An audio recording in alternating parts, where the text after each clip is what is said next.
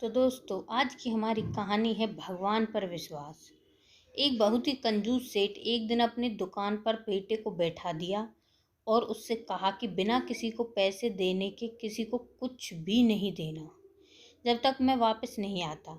अचानक एक संत आ गए जो अलग अलग स्थानों से भोजन सामग्री इकट्ठा करते थे।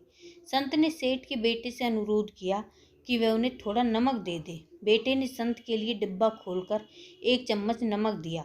जब सेठ वापस आए तो उन्होंने देखा कि डिब्बा खुला हुआ था।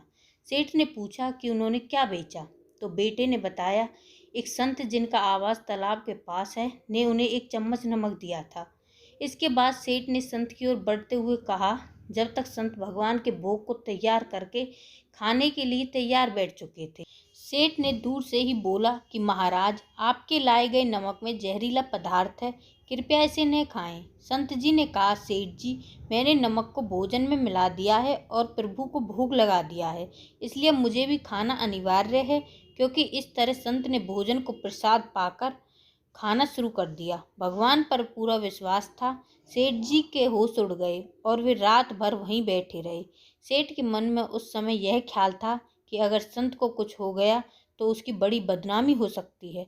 वे सोचते रहे कि अगर संत की तबीयत खराब हो गई तो कम से कम एक वैद्य की सलाह तो जरूर लेंगे। सोचते सोचते उन्हें नींद आ गई। सुबह की तरह संत जल्दी उठे और नदी में स्नान करने लगे। सेठ जी ने पूछा, महाराज, तबीयत ठीक है ना? संत ने मुस्कुराते हुए कहा, भगवान की कृपा है। इसके बाद उन्होंने पूजा करने के लिए मंदिर जाने की यात्रा आरंभ की।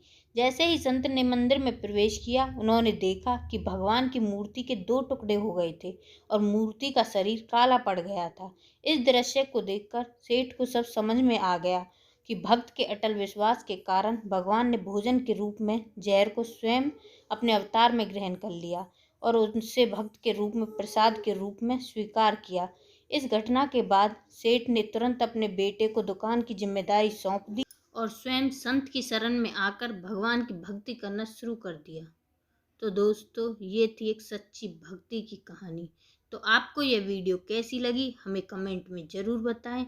अच्छी लगी हो तो वीडियो को लाइक एंड चैनल को सब्सक्राइब करें। Thank you.